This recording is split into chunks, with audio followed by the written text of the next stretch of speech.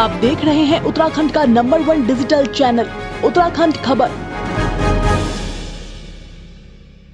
नमस्कार, उत्तराखंड खबर में आपका स्वागत है।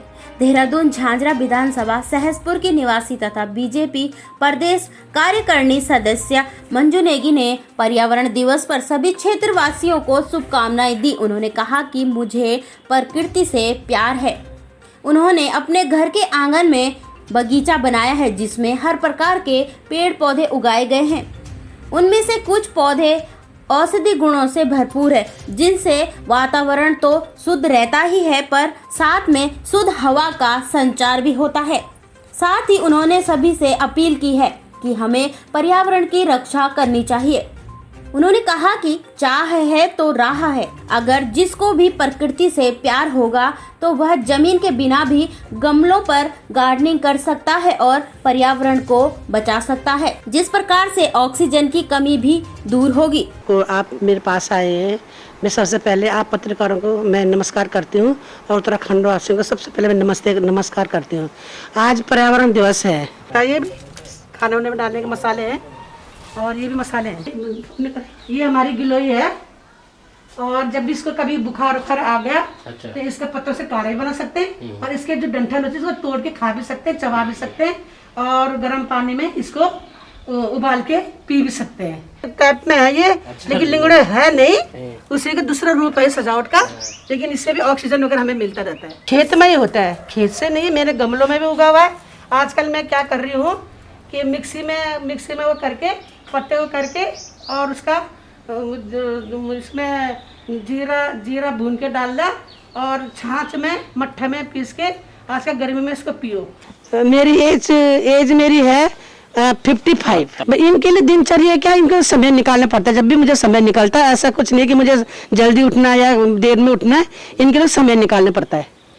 निकल जाता समय, निकल जाता। ये जो प्रगति से हमें प्यार होना चाहिए, प्रगति से और संगीत से। अब मुझे प्रगति से और संगीत से बहुत प्यार है।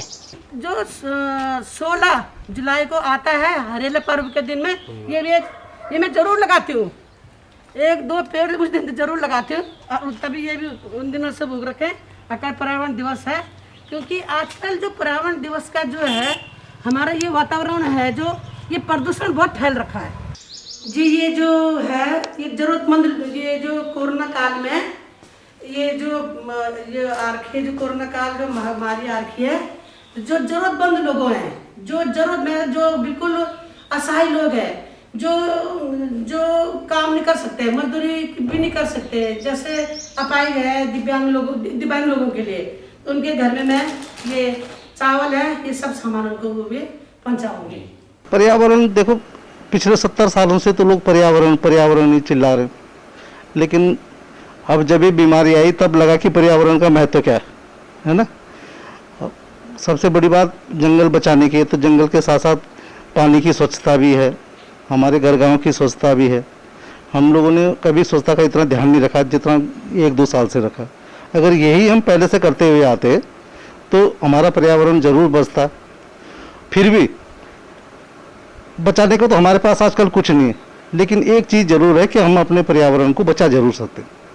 बट ना है पैसा बचाने के, आजकल लोग भी ये सोचते हैं कि पैसा ना बचे लेकिन जान बच जाए, लेकिन जान तभी तो बचेगी जब हमारा पर्यावरण बचेगा।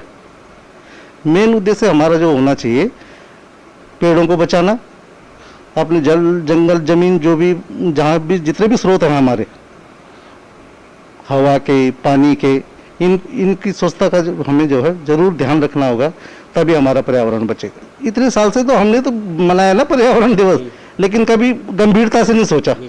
अब वो टाइम आ गया कि अब हमें गंभीरता से सोचना पड़ेगा।